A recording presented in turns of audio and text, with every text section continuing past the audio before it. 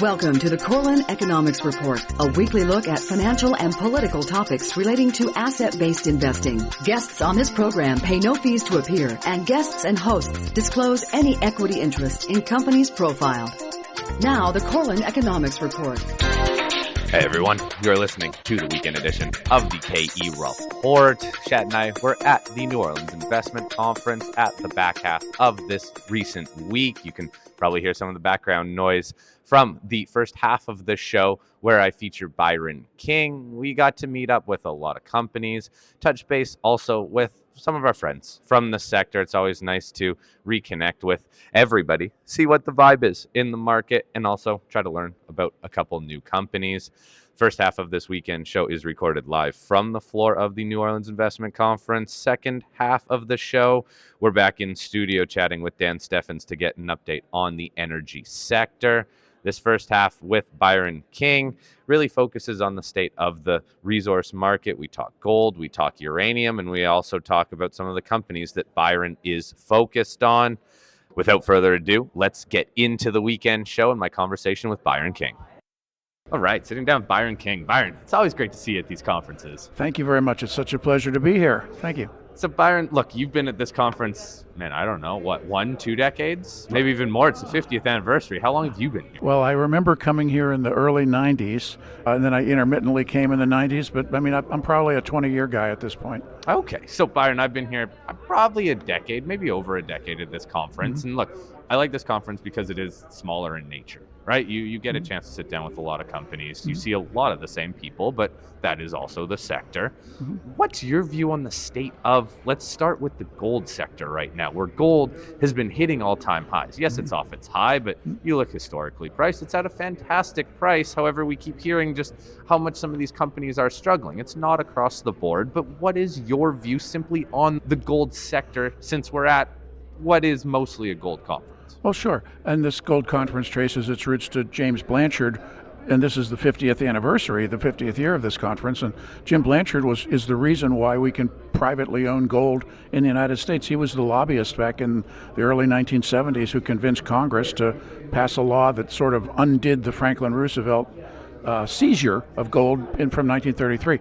As far as gold itself goes, I mean, obviously, if you bought gold almost any time in the last 20 years, except for maybe the last month, you've made money, okay? Whether you bought it at 250 or 350 or 750, or, I mean, if you bought, a year ago gold was what, 1900? And a month ago it was almost 28. Now it's in that 27 range or so. You're doing well. The gold itself is doing well as a long-term investment, just as the metal for individuals. Yeah. Oh, we've heard it. Gold's doing great. Yeah, gold's doing great. Now, as far as the gold miners go, well, gee, I will say this, that those $2,800, $2,700, $2,600 prices, that extra $600 and $700 and $800 over the last year, that has helped a lot of miners do very well. Sure, their diesel is more expensive. Sure, their concrete and steel is more expensive. Labor, et cetera, et cetera, et cetera. But at the end of the day, there's a lot of money left to float down to the bottom line. And in a way, I think that is the key to one of the problems we have in the sector, which is a lack of that money flowing out into the development and the exploration sector, where there's a little bit of takeover activity in the sector. But when you talk to the developers who don't have an active mind, they're developing, they might have a wonderful project, great geology, great engineering, really wonderful people doing their thing. They'll tell you that I can't make a deal. I need a partner. I need somebody to come in. I need some help. I'll sell it out to somebody, but there's no buyers. And now, why is that? Well, it's because the producers at the money end, at the cash register end of gold, the producers they don't want to buy something that's going to cost them money. They want to buy something where they can take the money out of the hole. They don't have to put any money back into the hole. That's one of the issues, just in a broad sense. Well, and that's the M&A we have seen, is more of these either in production or very close to production type of assets. Have you seen this before in the sector, though? Is this common? Are we early stage, or is this a shift that investors need to be aware of, that takeovers just aren't happening down the food chain? Well, takeovers aren't happening down the food chain, and that's for investors to understand right now. And how long will that last? Is this just a seasonal thing? Is it a 6-month thing, a 1-year thing? will it change as the next year unfolds, as 2025 unfolds? We will all be surprised, I suppose. Never make too many predictions. The point is that from the industry standpoint, every day that the producers are producing, every day that the miners are mining, that's one less, block of ore down low. They do have to replace that at some point. And so, the water is building up behind the dam. Eventually, the dam will break. Right now, investor-wise, I think there are a lot of really nice, development companies out there, that are absolutely dirt cheap. And if you've got patient money, you should buy it. These are hip pocket plays. You buy it, you hang on to it. You're buying cheap. Can it go down from here? Yeah, everything can go down from here. But you're buying cheap, and you will probably feel good about yourself a couple of years down the line if you want to wait that long. Why don't these majors care about growth anymore, though? All we're hearing is they need to replace ounces. That they have projects in the development pipeline already, but where's that need to grow at these higher metals prices yes, it's great to sell your product for more. Why not make more of it so that you can sell more? The dynamics of big producers, I suppose, changes from company to company. Every company has their priorities. Every company has their ethic over what they want to do, how they want to do it. It's kind of like the old saying that way back when, nobody ever got fired for using IBM. Nobody ever got fired for using, the big name, using AT&T. Well, I guess I could say this about a gold mining company. Nobody's going to fire the CEO for producing lots of gold and making lots of money, even though he really is high grading the asset. In the 1980s, 90s, 2000, the American tradition was for big old manufacturing companies to asset strip themselves, sell everything off for parts, and show good earnings every quarter so that the share price would go up. Come to like General Electric or whatever, or look at Boeing. They took all the money selling their airplanes and distributed it to as share buybacks and as dividends. And then when the time came to develop a new airplane, they went cheap, and they made big mistakes, and they bet the company, and they might lose. Transfer that kind of mindset into the mining industry. The mining industry is mining itself right now. And at some point, and it might be a national policy decision that really begins to drive it, at some point they're going to have to get back into the exploration and development business and not just the cash flow mining business, partly because look around at the rest of the world. I mean, the unipolar world of 20, 25, 30 years ago is gone. It's a multipolar world. Russia's big militarily, China's big industrially, the developing world is developing, and the whole BRICS situation is out there. A lot of people want to get out from under the thumb of the U.S. and dollar dominance, and so that will translate, I think, into, along with Trump wanting to rebuild manufacturing in America, it's going to transfer into the idea of we really do need to produce our own stuff all the way down to mines in the ground, ore in the ground, mines, mills, refineries, factories that produce the metal that we need as a country, as North America to do, to run, to operate. Okay, but back to the whole financing environment then, because look, the majors, they are funding some of the juniors, some of the smaller companies. I know everyone wants takeovers, but look, any money flowing down to some of these other companies to do some of the exploration is good. The capital markets have remained still fairly tough for a lot of these companies unless they have a major backer behind them. And then development companies, they are looking at royalties, streams, all the different avenues you can. What do you look for when you're looking at or analyzing junior, mid-tier companies when it comes to the type of allocation they have in shares? Do you like to see the major already in there with a position? Do you like to see other big name investors, or do you like it in a way to almost be less complicated?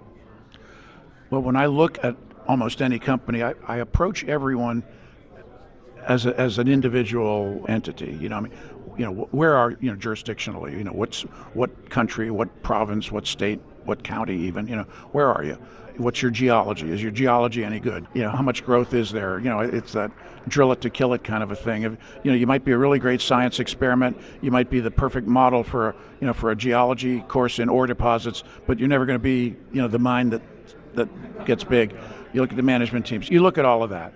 I don't mind seeing a large company come in early on, although I don't want to see the company sort of give itself. It's always nice to see somebody working with a large miner, because it gives you a sense of the quality assurance that's happening on the project. Big mining companies have a certain way of doing things. They have certain technical standards. They want the mapping to be done a certain way, the geophysics to be done a certain way. They want the reports to be written a certain way.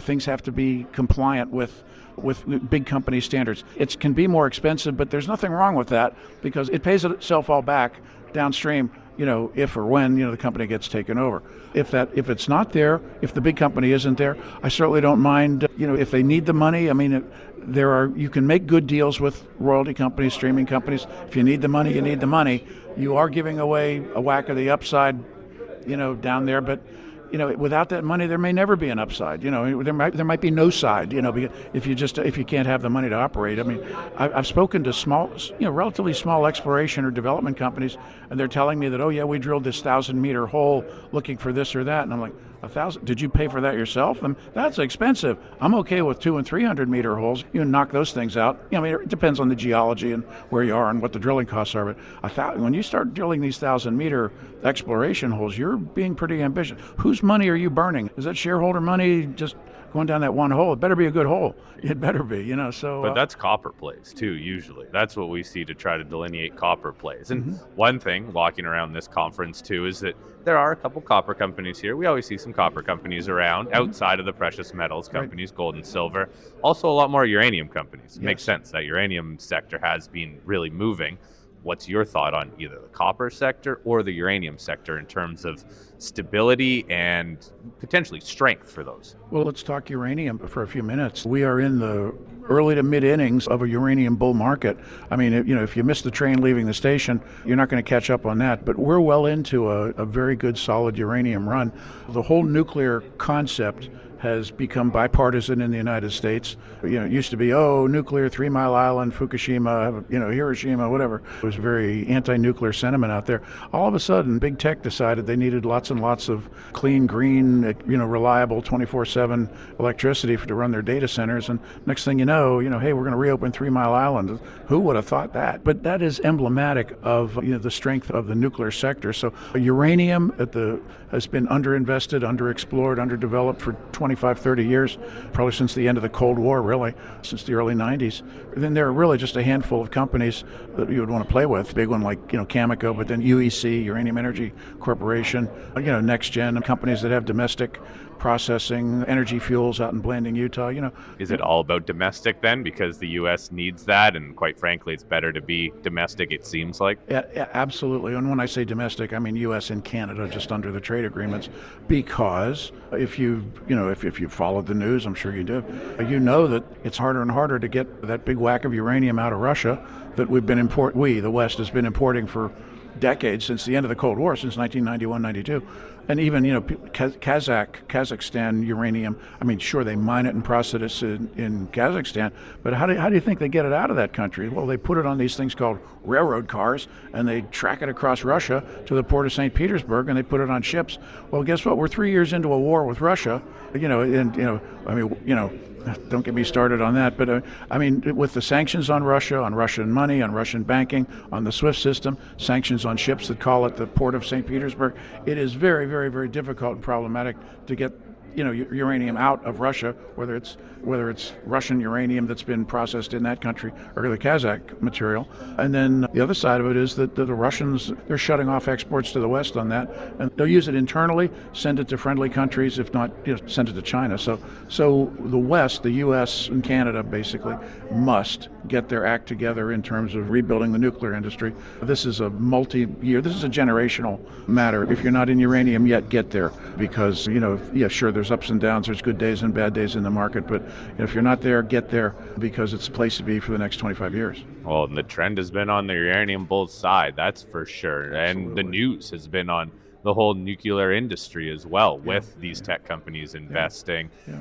What stocks do you like in the uranium sector then? There's not nearly as many gold stocks, or there's not nearly as many as there are gold stocks. So how do you decipher what are the better uranium stocks? Well, I mean, if you only want to deal with big guys, it would be Cameco. But I mean, you look at UEC, Uranium Energy Corp.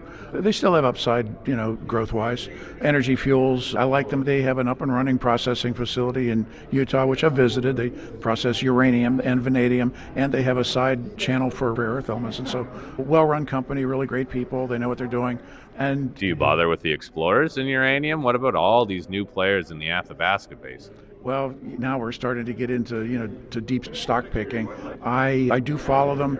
At this point, I'm not going to talk about them, on this show just because I'm not ready to sort of name names on those guys. I've followed them, but they're out there. But they are. There's more of them out there now, too. More, but yeah. Again, that's something where it costs a lot to drill, too. They don't need to drill as many holes, but it does cost a lot, and they're looking all over the basin now. Well, there's a lot of excitement in exploration, but then when you have to look at the timing of it as well. You can drill through.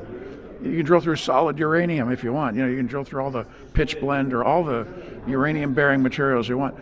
But before you extract, 1 pound of this stuff, it's going to be a long time. It's a long and rocky road to develop most of these projects, and we're looking years down the line. And so, right now at the end of 2024, I think you want to be careful about just sort of investing by press release in terms of, where do you want to put the core elements of your money right now. There's still a lot of unsettled economic issues, political issues. I mean, Trump won the election, but Trump's not going to be president until January 20th, and we hope nothing bad happens along the way. I mean, he's only had 2 assassination attempts that we know about. And if you look at it as sort of like the Trump campaign was Star Wars, the rebels fighting the Empire, and at the end they blew up the Death Star. What was the sequel to that movie? It's called The Empire Strikes Back. So Trump is in for his own rocky road ahead. And that's all political, but it's all going to translate into, how he governs. The good news about the nuclear side is that it seems to be pretty bipartisan. Nuclear is clean, green, and big tech likes it, and so Democrats are okay with it. And it's clean, green, reliable, and there's a lot of money and jobs there, and Republicans like it. So, and when you want to rebuild manufacturing in America, you better rebuild your nuclear sector. When you want jobs in America, go nuclear. You want steel workers to work, go nuclear. So there's a lot of play on the nuclear side. Oh yeah, right now it's perfect storm, it seems like, for that whole sector. What about some gold stocks, though? What do you like in terms of gold stocks? Which ones separate from the pack in your eyes? Okay. One of the great things about being here in New Orleans is that it's a nice way of catching up on a whole lot of companies that I've followed for years. And, just full disclosure, I mean, a lot of the CEOs, the technical staff, they're friends of mine. I mean, I know them. I've had lunch with them. I've had dinner with them. I've visited their sites and whatever. And I like to think I hang out with a high class of people. So I think they're good people. And the companies that I've followed, they're good jurisdictions, good geology, good management teams. They know what they're doing. And just in terms of some names of companies, I mean, one company is on the slightly large side, Avino Silver and Gold down in Durango, Mexico. I visited that project, I think, about 3 times. Great company. Share price is wonderful. Share price looks great in the last, 6 or 8 months. I mean, it's last year, really. And so Avino, it was a nice catch up here. Last summer, we had a big problem up in the Yukon when Victoria Gold had at the Eagle Mine, when their tailings pile collapsed, landslide, whatever they want to call it. And, the government moved in, basically, took things over, turned it into a receivership. And we're 5 and 6 months down the line. And it is not, shall we say, a crisp and efficient cleanup situation. Most of the Yukon stocks, the whole Yukon sector suffered last summer. You could basically look at it. I think it was June 29th or something that had happened, 27th, whatever. You could look at the stock tickers within minutes, within hours of the news hitting. Everything slid down. I mean, even darlings like Snowline, they took a hit. So anyhow, one of my visits here in New Orleans was with Banyan Gold, and I'm just completely impressed with what they're doing there. First of all, Banyan is not Victoria Gold. There are certain, shareholder commonalities and everything, but it's a different company, different rocks, different geology, different location, different mineability, different process, no tailings pile, the 7 million ounces of gold and more to come. They did some amazing drilling over the summer and some geophysics over the summer that really is going to lead to, I believe, in my humble opinion, expanding the resource, in 2025, in the next year to come. And it's absolutely dirt cheap. Like, talk about buying shares, putting them in your pocket, and then don't worry about it. Just go away for a while. Go to the beach. Go to a restaurant, have a nice dinner, and come back and talk to me in 6 months or a year. Banyan Gold is absolutely dirt cheap. Listen to this. That's me pounding the table. Banyan Gold, and dirt cheap. They're giving those shares away. So who takes out Banyan though? Who's the acquirer of Banyan? Well, they're literally right next to Coeur, and that's one option. And do they need to go down the development road? What do you want to see out of Banyan moving forward here? They, as you said, already 7 million ounces. Right. That is all in, I believe, the inferred category, so plenty of room to upgrade that. Is it economics? Is it continuing to expand? What do you think moves the needle for that company? Well, I think they're going to, based on the recent drilling, they've actually found some high grade, and that's always exciting. And they have managed to figure out that one of their deposits actually extends underneath the Armac deposit. And so they've just sort of changed the whole mining model of what they're doing. And you throw in some high grade and you throw in a large extension of the ore body, it changes the whole dynamics of what you can do with something like that. And that's just one example. I mean, another example of a company that's not here, but which I've followed and which I like, Western Copper and Gold, with the Casino deposit. I was up there last summer. Literally, when you're at the Casino deposit, you are literally standing on the ore body. The soles of your boots are digging into the rock that could easily you put it in a truck and haul it to the mill. And so they have a very nice relationship with Rio Tinto. There's plenty of talk in the Yukon and in British Columbia and with federal Canada, with Ottawa, about extending the road to find a way to get road access, connecting the power grid, the power lines, the grid between Yukon and British Columbia, so that they can wheel the power up there that they need. Now, this is a longer term item. I mean, if they started digging a mine tomorrow morning, which they aren't, but if they did, you wouldn't see metal out of there till 2032. But again, this is one of these companies that you buy some shares, you put them in your pocket, and in a figurative sense, and you just let it run. It's Casino deposit is 14 million ounces of gold, and 7 billion pounds of copper. I mean, it's one of the largest undeveloped and most developable copper gold projects in North America. In the Yukon, very little in terms of environmental issues. The way they've designed the mine, if everything went wrong, it would still be a long way before you put one drop of pollution into the Yukon River. It's a very mineable, buildable project over the long term.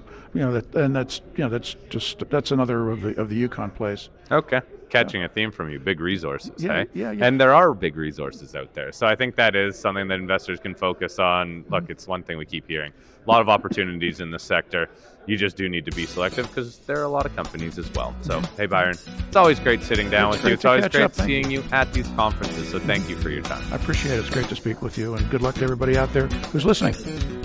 Al Corlin's firm, A.B. Corlin and Associates Incorporated, provides consulting services to public companies on matters of regulatory compliance. To find out more, follow the link from www.kereport.com. The Corlin Economics Report will be back after this brief timeout.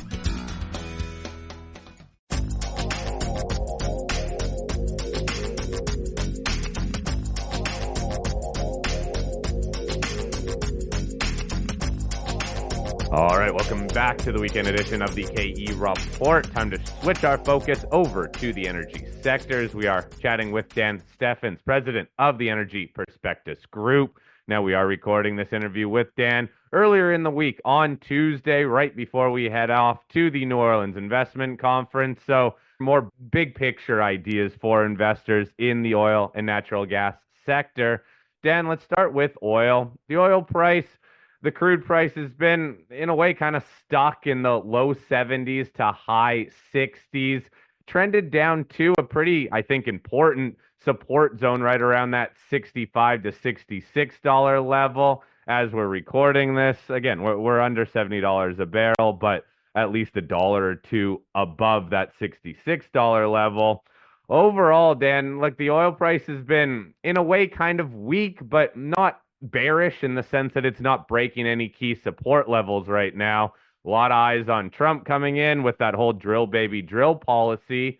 But Dan, in the near term, heading into next year, what do you think is going to drive the oil price? Well, we got a lot of noise in the global oil market, that's for sure. And I was eager to see EIA, which is our Department of Energy's monthly report. They call the Short-Term Energy Outlook Steno report.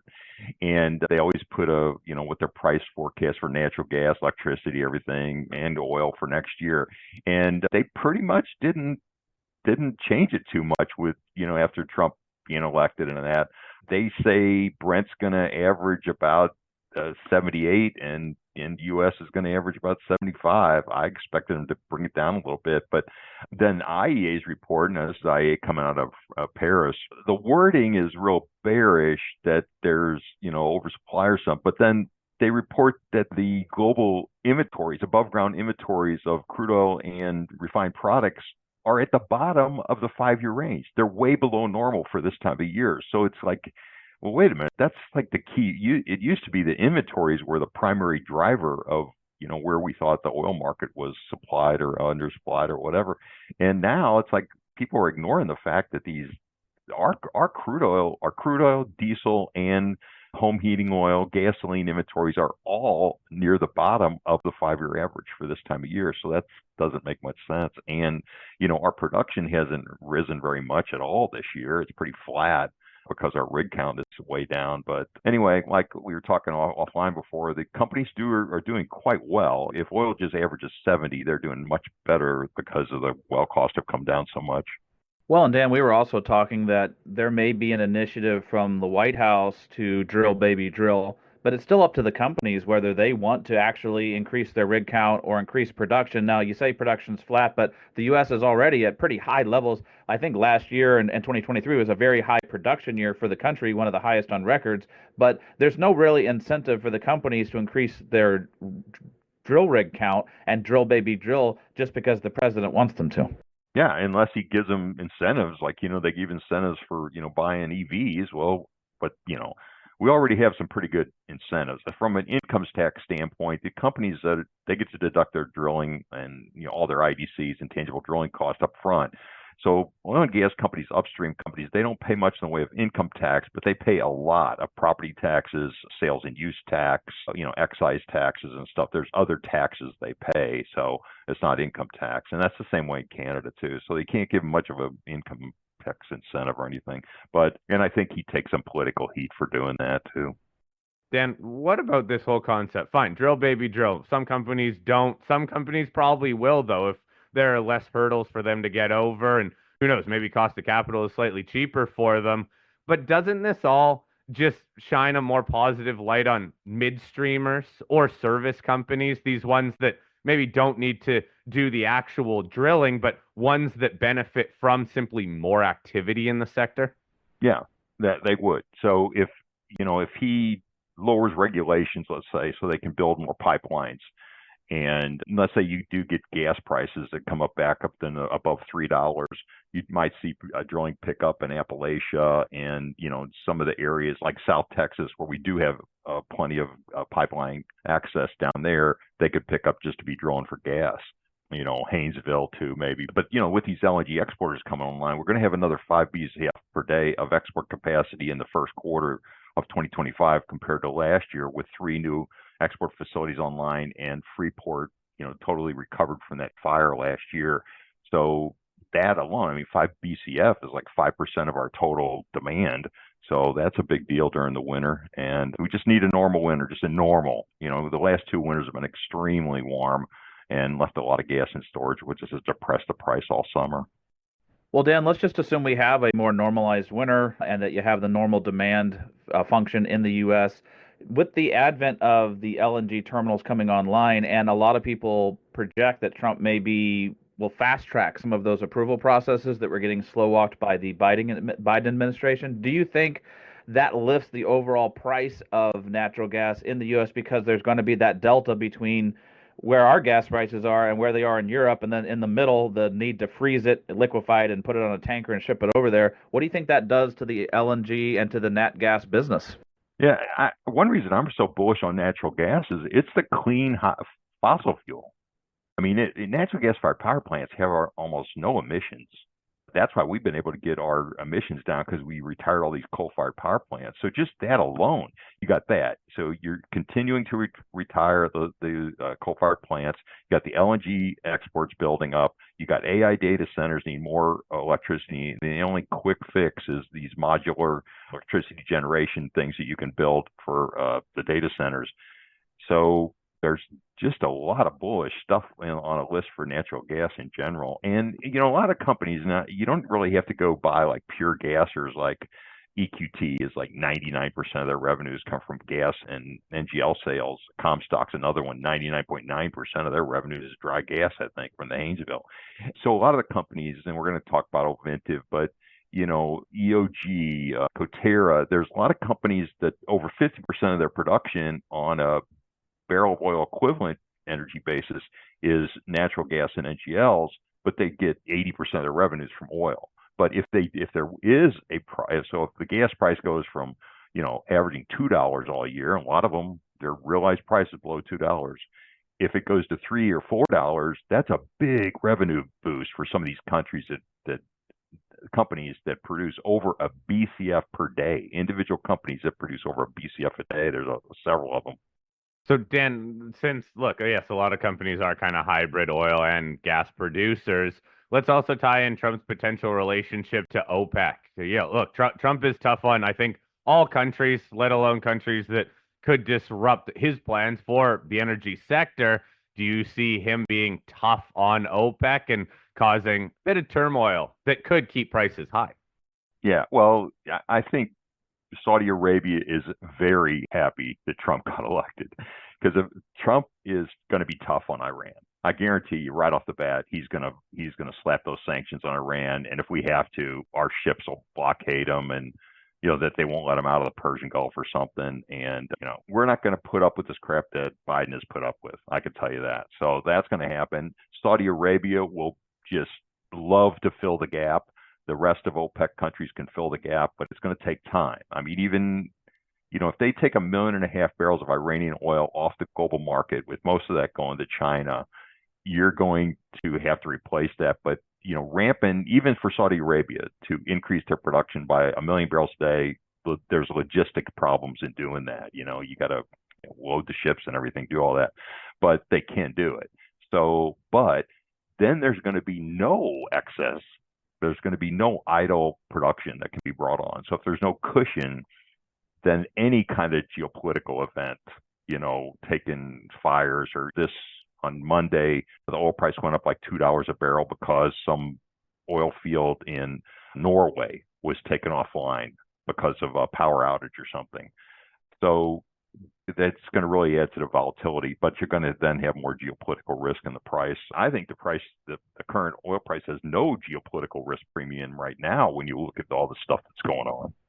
Well, Dan, are there any countries that could be ramping up production that are maybe not the main OPEC candidates, not the U.S., maybe not Russia, but there's some South American countries, like there's been a lot of noise that Argentina is ramping up under Milei and going to have their own shale boom, or there's other South American countries that have ramped up. Do you expect any periphery countries to up their output?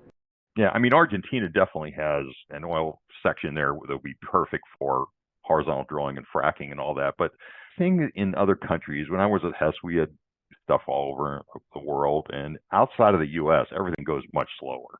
You got these offshore things off of Ghana and Suriname that Apache or APA is into, and they just announced they're going forward with that project. That's like 200,000 barrels a day, but we're talking about first production like 3 or 4 years from now. When you're in offshore and deep water and stuff like that, it takes time. So there's nobody holding back. Nobody outside of OPEC holding back on their production right now. Dan, how's Trump going to walk that line between installing these LNG terminals, but I don't believe that he wants a significantly higher natural gas price because that hurts Americans. That brings up their home heating costs, and that means, look, he just won't be as supportive as he is. Does he turn his back on the Americans then and just let the natural gas price run, or is there a balance he needs to take? No, but I mean, we do not have a fair natural gas price now. I mean, very few of these companies, if gas is below $2, can make money. They're not going to drill wells and stuff. So you got to get a fair price. I mean, and I think the fair price is north of $4.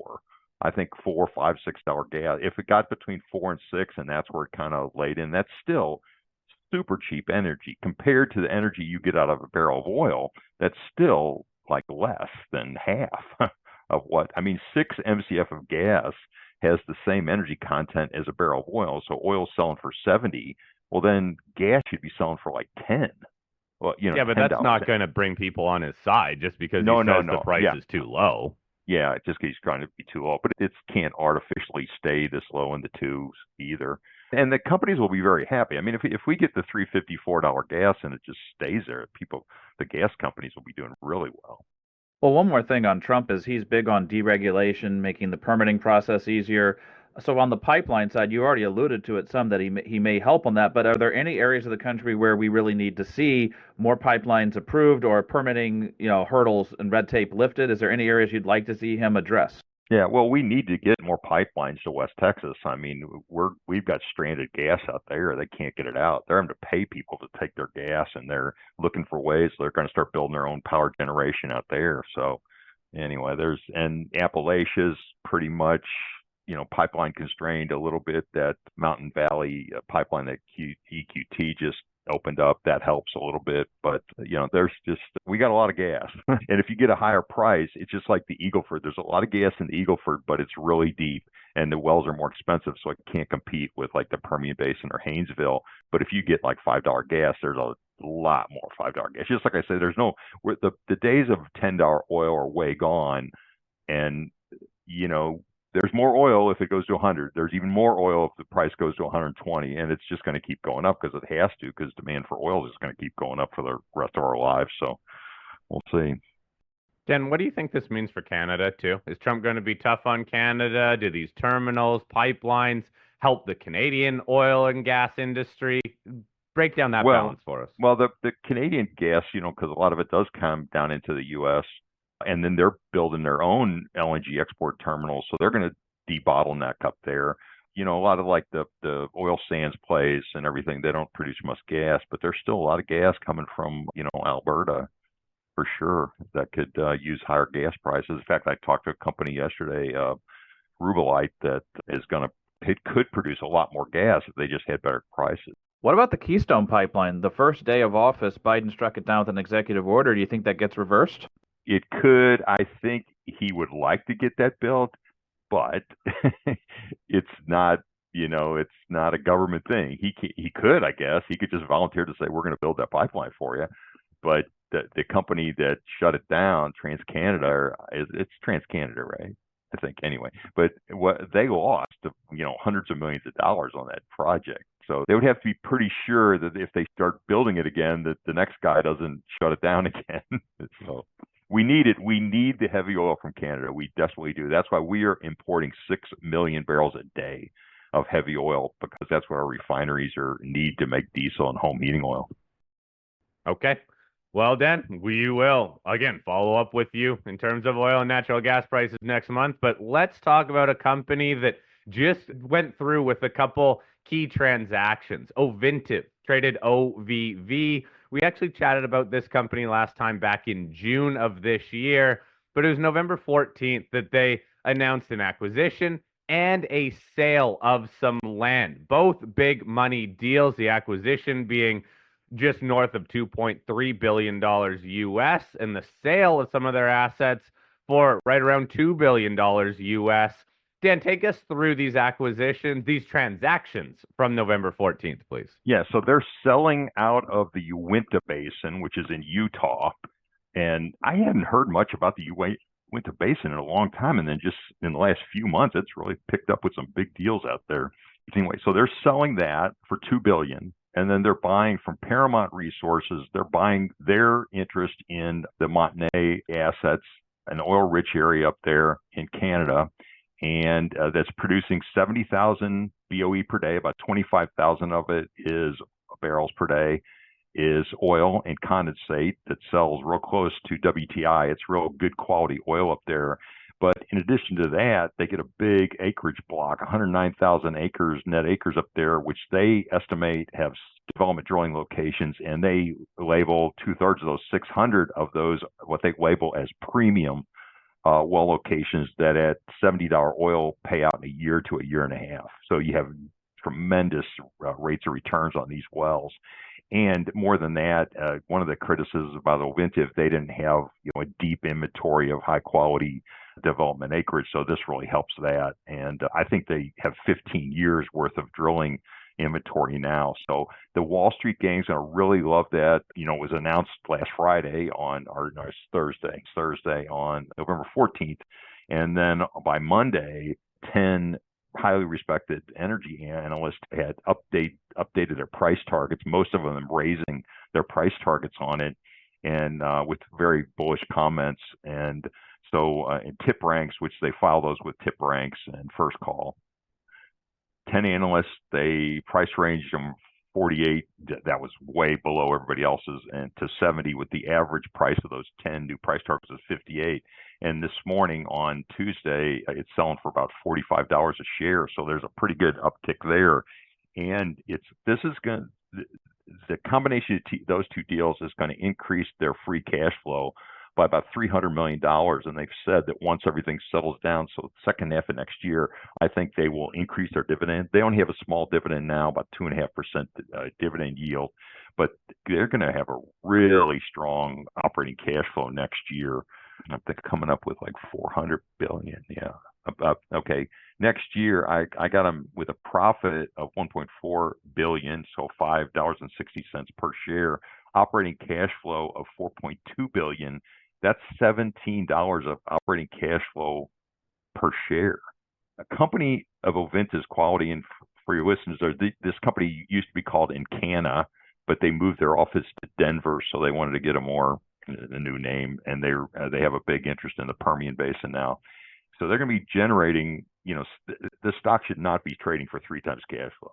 Companies of this quality should be trading for 5 or 6 times operating cash flow. So I think there's a lot more upside if people start comparing it, because that's what, like EOG and Oxy and these companies, they trade for like 6-7 times cash flow. And Ovintiv is pretty close to that size. They're a big company with 630,000 BOE of production next year. Well, Dan, there's definitely some room for re-rating and some of those analyst targets to be hit then in that case if they just get up to 5-6 times cash flow. But it seems like in next year, in 2025, 85 to 90% of their capital is going to be on the Permian and Montney basins now. So they've got to focus. You mentioned they had 15 years of drilling inventory. How much of that will just be growth through and getting some more wells drilled, or how much of it is just going to be returning to shareholders through those increased dividends? Yeah, I think they're going to be wanting to get, like 5-6% annual production growth. But they want to pay down debt, then they want to start paying dividends, buying back their stock. They were aggressively buying back their stock, but they have put that stock buyback on hold until they get these deals closed. So it'll probably be pick back up again in the second quarter of 2025. This company does have a lot of debt, though. Hey, Dan, it's over $5.5 billion. Yeah, you would assume they need to pay that down, but I guess, do investors care that much about debt in this environment where companies are making pretty solid returns? Well, they got very high quality assets too. So it's just like, the mortgage on your house, what's it compared to the value of the house? Yeah. And yeah, they have an investment grade balance sheet. The rating services, rate their debt high, I'm not sure what it is, but it's an investment grade balance sheet. Well, Dan, this also points to, again, the increased M&A focus that we're seeing in the oil and gas space. We've seen a lot of deals announced, some of the biggest deals over the last year or two, and then also some nice mid-tier and even smaller combinations. Do you think that's just the flavor of the day? Are we going to see more M&A like this where companies mass up in a 1 + 1 = 3 scenario? Yeah, I think you're just going to continue to see these deals that make sense.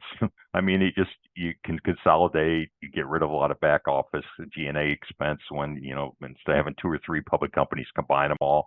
I think Permian Resources has done several deals, this thing with Ovintiv, but I've been doing this for like 20 years, and I see every year it seems like we get into some kind of period where there's a lot of M&A activity.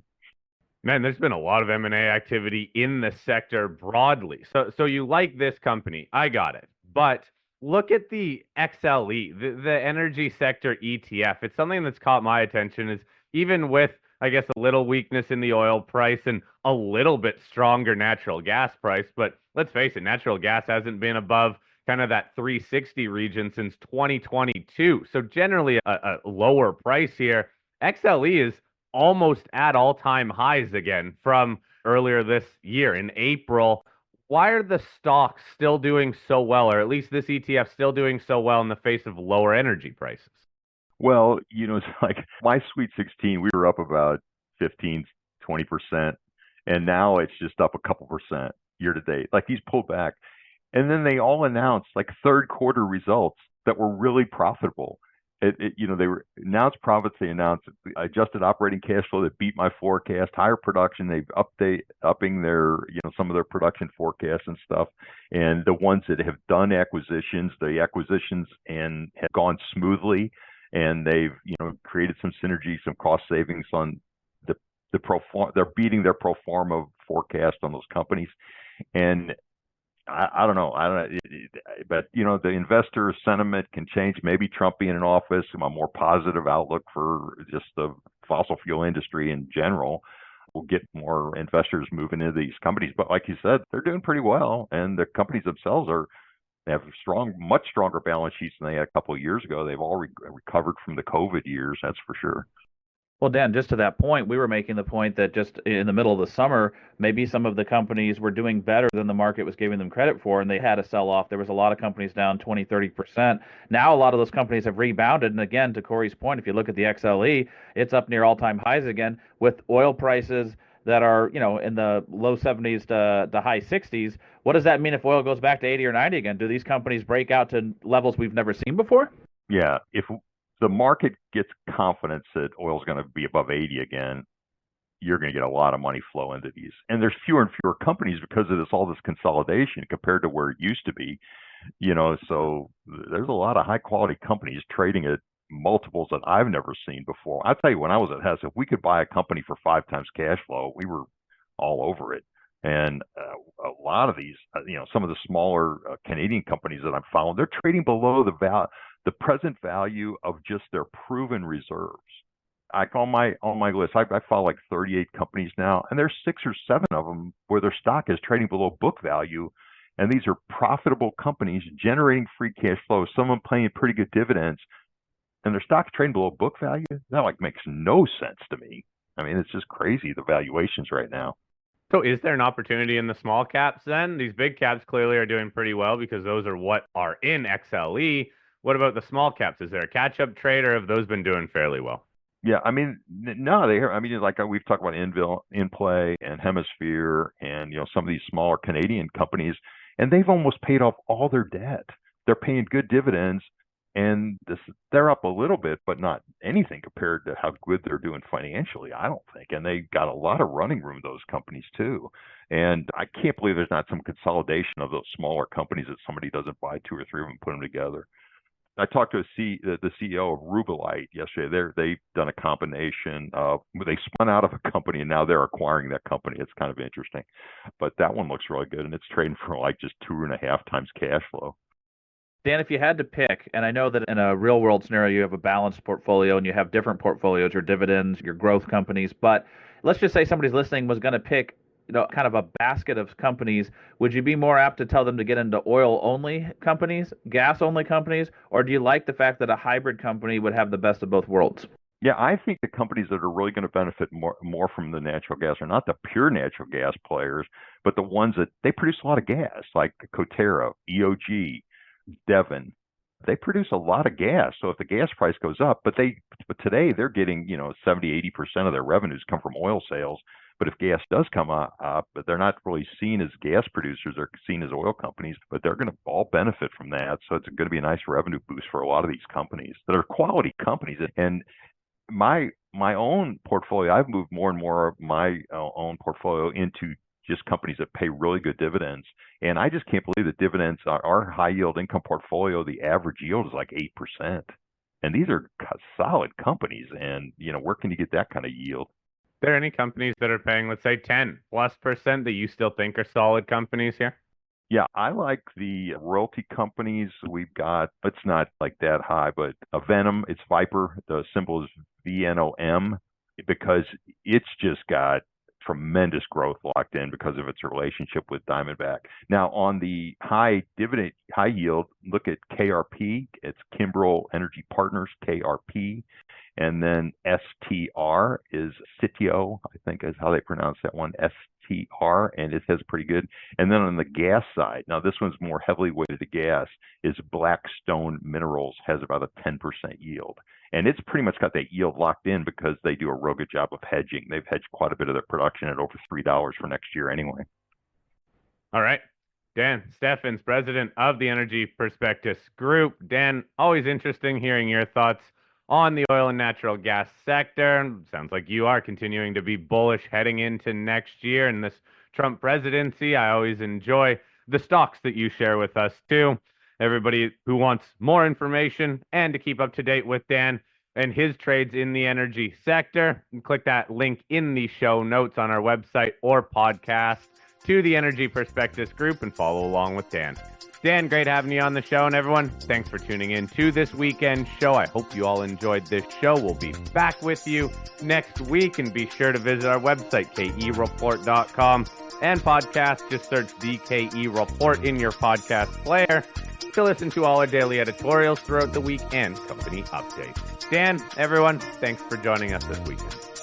The Corlin Economics Report is produced for A.B. Corlin and Associates. Opinions expressed on this program are intended solely for the entertainment of our listeners, do not constitute investment advice, and are not necessarily those of this network, radio station, or our sponsors. Find out more about this program and today's guests by visiting www.kereport.com. For Al Corlin, this is Colleen Robbins. Join us again next week for the Corlin Economics Report.